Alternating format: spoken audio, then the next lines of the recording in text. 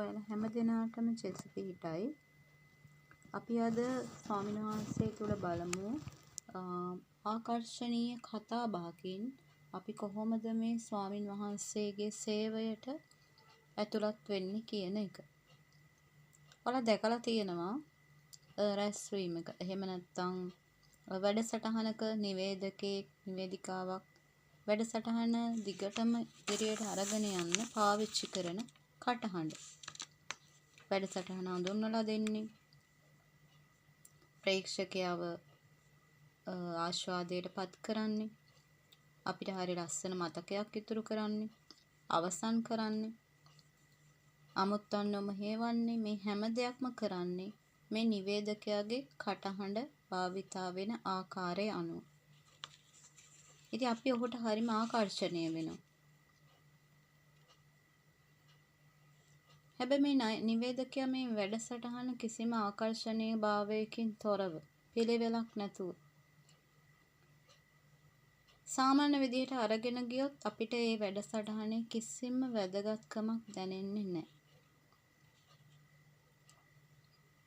ඉතින් මා ප්‍රිය සහෝදර සහෝදරියනි අපගේ කාර්යභාරය වන්නේ මේ නිවේදකයාගේ කාර්යභාරයමයි. අපිව කැඳවලා තිබෙන රූපවාහිනී නිවේදකෙක් විදිහට ස්ටේජ් එකක ස්ටුඩියෝ එකක වැඩ කරන්න නෙමෙයි. අපේ වේදිකාව තමයි මේ මුළු පොළොව තලය. අපේ වැඩසටහන තමයි සභා යුගය තුලදී මේ පොළොවේ මිනිසුන් සමග වැඩ කිරීම.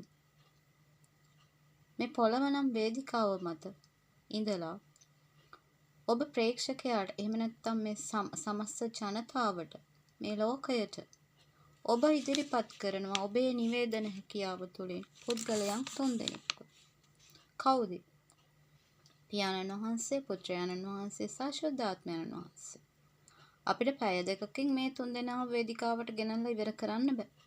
අපි ජීවත් වෙලා ඉන්න තාක්කල් අපි එම උතුම් 3 දෙනාව මේ ප්‍රේක්ෂක එහෙම නැත්නම් මේ සෙනගට ඉදිරිපත් කරනවා.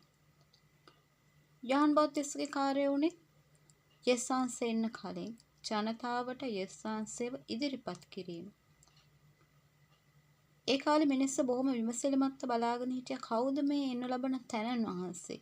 නැත්නම් කවුද මේ එන්න ලබන ගැලවුම් කාර්යයක් කියලා. ඉතින් යහන් බෞද්ධස්ම තමයි ඒ සඳහා පෙරමග ලෑස්ති කරේ. ඒක මිනිස්සුන්ට බොහොම පහසුවක් වුණා.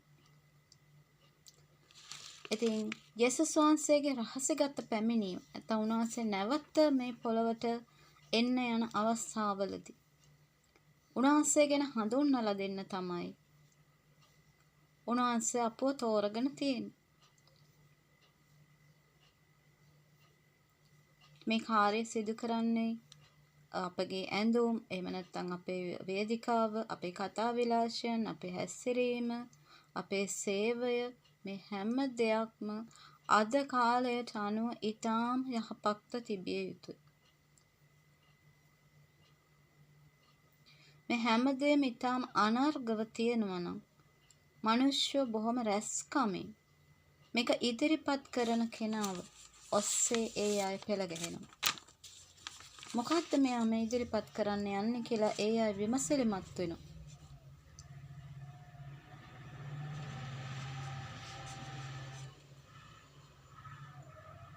ඒක අපි හරිම ලස්සනට හරිම ආකර්ෂණීය විදියට කළේ නැත්තම් අපිට ඒ සෙනගව හසුරව ගන්න බැරි වුණොත් ඒ සෙනග මේ අපේ පණිවිඩය ප්‍රතික්ෂේප කරනවා. ඒ වගේ මේගොල්ලෝ ඒගොල්ලන්ගේ ආසන වලින් නැගිටලා යාවි.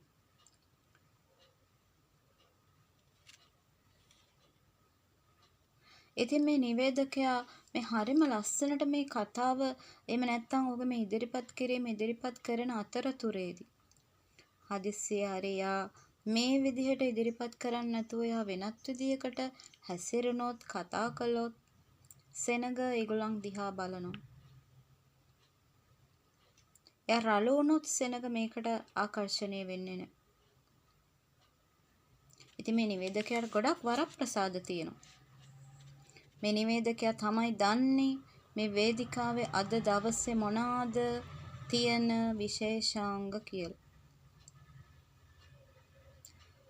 අද මොනවාද ඉදිරිපත් කරන්න යන්නේ? මොකක්ද අද වැඩසටහන? කවුද අද එන්නේ? මොනවාද අද මෙතන වෙන්නේ? එතකොට ජනතාවට ලැබෙන දේ, ජනතාවට ලැබෙන වරප්‍රසාද මේ සියල්ලම ඔහු දන්නවා. ඌට ලැබෙන වැඩසටහන් විස්තරය. ඒ වගේම තමයි යාට මේ එන හැම කෙනෙක් එක්කම කතා කරන්න පුළුවන්. විශේෂ අමුත්තගේ ඉඳලා නැත්නම් ප්‍රධාන අමුත්තගේ ඉඳලා සියලුම දෙනා එක්ක මෙයාට කතා කරන්න අවස්ථාව තිබෙනවා. ඉතින් මෙයා හරි විශේෂ පුද්ගලයෙක්. ඉතින් සභාව තුළ අද සභා පාලකයාගේ භූමිකාව එහෙම නැත්නම් සේවකයාගේ දේව සේවකයාගේ භූමිකාවත් මේ වගේම තමයි. ඔබට තියෙනවා දෙවියන් වහන්සේගෙන් පණිවිඩ ලබා ගන්න. අපේ ප්‍රධාන අමුත්ත අපේ දෙවියන් වහන්සේගේ පණිවිඩ ඔබට ලබා ගන්න පුළුවන්.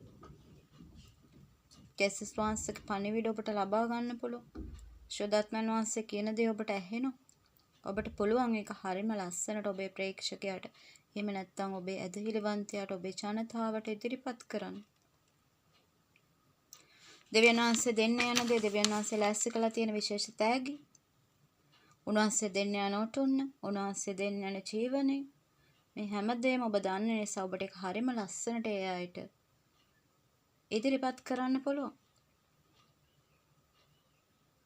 හැබැයි එක දෙයක් ඔබ දැනගත යුතුයි. මක්ද යම් දවසක උන්වහන්සේ අපි කාටත් හොරෙන් එන දවසේදී ඔබට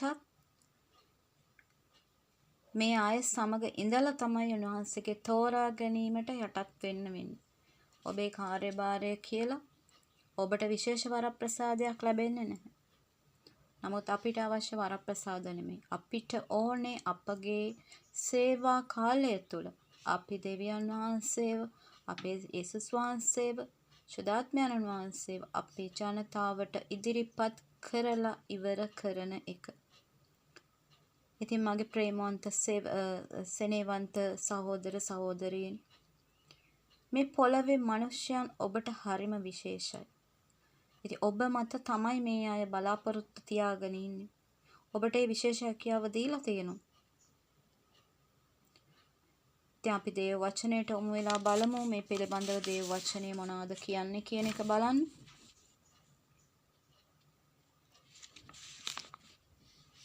යාකොබ් 1:26, හිතෝපදේශ 17:28, ගීතාවලිය 14:13. ඒ වගේම හිතෝපදේශ 15:1. මේ අපේ ආකර්ෂණීය කතා බහ එහෙම නැත්නම් අපේ වචන ඇස්රවීම ගැන දෙවියන් වහන්සේ සඳහන් කරලා තියෙනවා.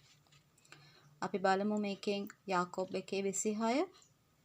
ඒකේ තියෙන ප්‍රධාන වචනය තමයි දිව යටත් කර ගැනීම.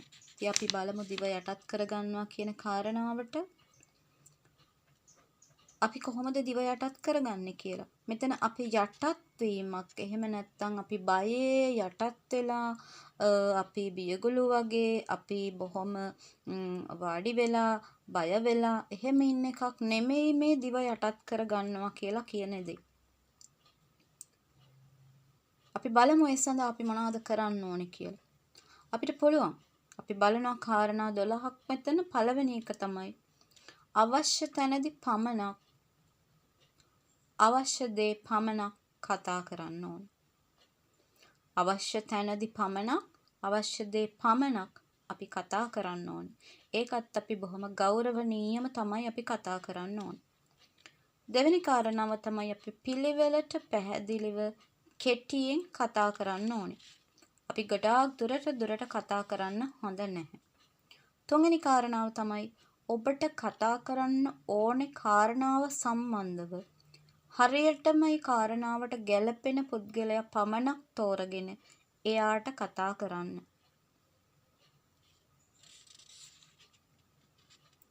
හතරවෙනි කාරණාව තමයි ඔයා යමක් කතා කරන්න යනකොට ඔයාගේ ඉස්සරහා ඉන්න පුද්ගලයා කවුද? එහෙම නැත්නම් මේ පුද්ගල කණ්ඩායම කවුද කියලා හොඳට ඔයාගේ ප්‍රඥාවෙන් විමසලා බලලා ඒ අනුව කතා කරන්න. පස්වෙනියට අපිට බලන්න පුළුවන් ආත්මයෙන් කතා කරන්න. ආත්මයෙන් දැකලා කතා කරන්න. ඔබේ ඇසට පේන දෙයට විතරක් ඔබ කතා කරන්න එපා. ඔබ පළමුවෙන් විනාඩියක් කාලය අරගෙන ඔබේ ආත්මයෙන් විමසන්න. ඊට පස්සේ ඔබ කතා කරන්න. ඔබ කිසිසේත්ම ඔබේ ඇස පාවිච්චි කරලා කතා කරන්න යන්න එපා. 6 වෙනි කාරණාව. ඔබේ කතාව හැම වෙලාවෙම ආරම්භයේදී, මැද්දේ, අවසානයේ මේ අවස්ථා තුනේදීම එකම විදිහට ලස්සනට ආකර්ශනීයව තියන්න ඕන. ඔබ යමක් කතා කරන්න පටන් අරන් ඒක ආරම්භයේදී ලස්සනට තියලා අවසාන වෙනකොට අර ප්‍රේක්ෂකයෝ අසුන් වලින් නැගිටින තත්වයට තියන්න එපා. 7 වෙනි කාරණාව තමයි ඔබ ගැඹුරින් කතා කරන්න ඕනේ. ඔබ ආධිපත්‍යයෙන් කතා කරන්න ඕනේ.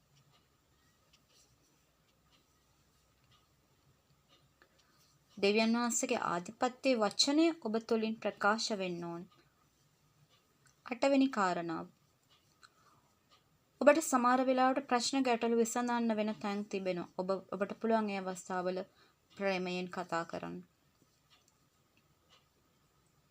9 වෙනි කාරණාව තමයි ඔබේ ජනතාව, ඔබේ පිරිස, ඔබේ පුද්ගලයාව ආරක්ෂා වෙන විදිහට කතා කරන්න. කිසි විටකත් අගුණ පවසන්න එපා. 10 වෙනි අවස්ථාව. හැකිතරම් නිහඬව සිටින පුද්ගලයෙක් වෙන්න. ඒ නිහඬව සිටින හැම මොහොතකම ඔබ හැකිතරම් සවන් දෙන්න. ඔබේ කන පාවිච්චි කරන්න ඔබ හැම වෙලේම.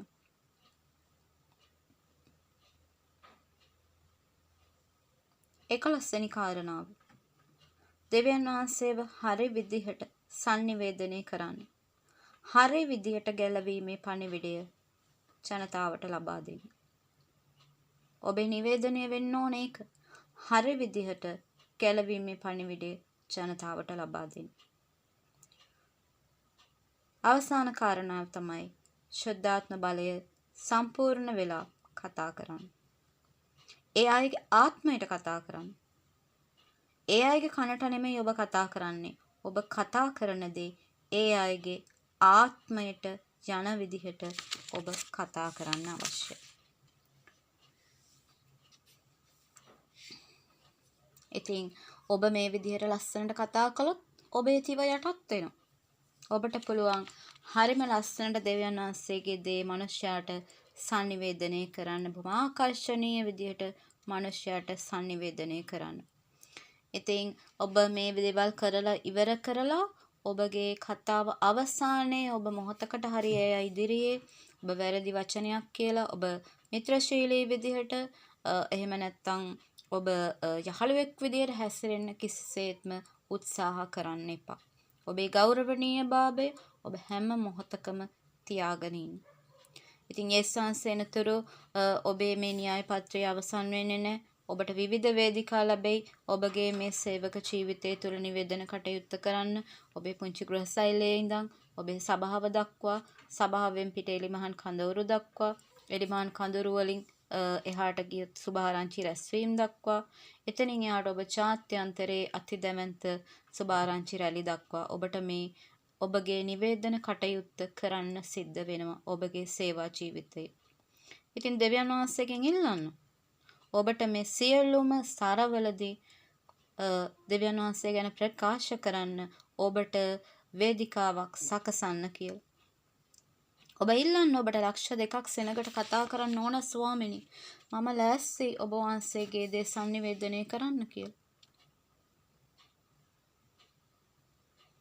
හැබැයි උන්වහන්සේ දකිනවා ඔබ ඉන්න 10 දෙනාට ඔබ කතා කරන්නේ කොහොමද කියන එක. ඒ නිසා ඔබ ස්වාමීන් වහන්සේගෙන් ඒ දැවැන්ත වේදිකාව ආකර්ශනීය විදිහට හසුරවන්න උන්වහන්සේගෙන් ඉල්ලන්න. ඉතින් ඔබ කිසිසේත්ම දේව වචනේ ප්‍රකාශ කරලා ඉවර වෙලා නැවත පහලට ඇවිදින් කිසිම කෙනෙක්ගේ දේවල් ඔබ එතන කතා කරන්න එපා. ඔබ කිසිම කෙනෙක්ගේ අනවශ්‍ය දෙයකට කතාවට යන්න එපා. ඔබගේ ඉන්න සේවකයන්ව ඔබ ඒ සඳහා යොමු කරන්න. ඔබ බොහොම ගෞරවනීය අවසානයක්, ආකර්ශනීය අවසානයක් ඉතිරි කරලා ඔබ එතනින් පිටත් වෙන්න. මේක පුහුණු කරන්න. පුහුණු වෙන්න. ඒ වගේම ඔබ ඕනම වෙලාවක මේ ස්වාමීන් වහන්සේගේ පණිවිඩය ඉදිරිපත් කරන්න සූදානම් වෙලා ඉන්න. ඒක බොහෝ විට වේදිකාවක් නොවෙන්න පුළුවන්. අපි දකිනවා සමහර වෙලාවට නිවේදකයන් පාරේ පිච්චනිවල, කඳු මුදුන්වල, වතුරේ තමන්ගේ නිවේදන කටයුත්ත කරනවා. ඉතින් ඔබටත් ඔබේ වේදිකාව පමණක් නෙමෙයි, ඔබේ සභාව නැත්නම් ඔබේ ස්ටේජ් එක කියන වේදිකාව පමණක් නෙමෙයි, ඔබටත් පාරේ, කඳුවල, වතුරේ, එලිමහනේ, පිච්චනිවල, බස් එකේදී මේ ඕනම තැනකදී ඔබට ඔබේ නිවේදන කටයුත්ත නැත්නම් දෙවියන් වහන්සේව ජනතාවට හඳුන්වා දීමේ නිවේදන කටයුත්ත ඔබට කරන්න සිද්ධ වෙනවා. ඒක හදිසියේ ඔබට කරන්න සිද්ධ වෙන්නත් පුළුවන්. ඒකට ඔබ පැය 24ම සූදානම්ව සිටිය යුතුයි. නිවේදකයාට සිද්ධ වෙනවා පුද්ගලිකව සම්මුඛ සාකච්ඡා පවත්වන තවත් එක් පුද්ගලයෙක් සමග. ඉතින් ඔබටත් පුළුවන්, ඔබට පුළුවන් ඕනම වෙලාවක ඔබ කැමති පුද්ගලයෝ එක්කෙනෙක් තෝරගෙන ඒ අයට මේ වචනය බෙදා දෙන්න. ඒ ලස්සන සම්මුඛ සාකච්ඡාව අවසානයේ ඔබට පුළුවන් ගැලවීමේ පණිවිඩය නිවේදකයා විදිහට පුළුවන් ඔබට ඒගෙන එන පුද්ගලයාට ඉදිරිපත් කරන්න. ඉතින් ඒකට වේදිකාවක් අවශ්‍ය නැහැ. ඉතින් මේ වගේ දැවැන්ත පරාසයක විහිදුණු මේ දෙවියන් වහන්සේගේ සේවය ඔබේ මුඛය පාවිච්චි කරලා දෙවියන් වහන්සේ උන්වහන්සේගේ මහත් වූ මේ කාරණාව ඉටු කරගන්න ඔබට දීලා තියෙන මේ වගකීම අතිමහත්. ඒ නිසා ඔබ කෙනෙකුට thank you කියන්න, sorry කියන්න, excuse me කියන්න, God bless කියන්න හැම වෙලේම උත්සාහ කරන්න. ඔබත් ඒක කරන්න. ඉතින් ඔබ ආකර්ෂණීය සේවකයෙක් වෙන්න. ආකර්ෂණීය හඬක් ඇති කරගන්න. දෙවියන් වහන්සේගෙත් මනුෂ්‍යයාගෙත් අතර තියෙන මේ සම්බන්ධතාවය බොහොම ලස්සනට හසුරවන උන්වහන්සේගේ සේවකයෙක් නැත්නම් නිවේදකයෙක් වෙන්න. ඉතින් නැවත හමු වෙනතුරු ඔබට ගොඩාක් ස්තුතියි. දෙවියන් වහන්සේ ඔබට ආශිර්වාද කරන සේක්වා. ජේසු පිහිටා.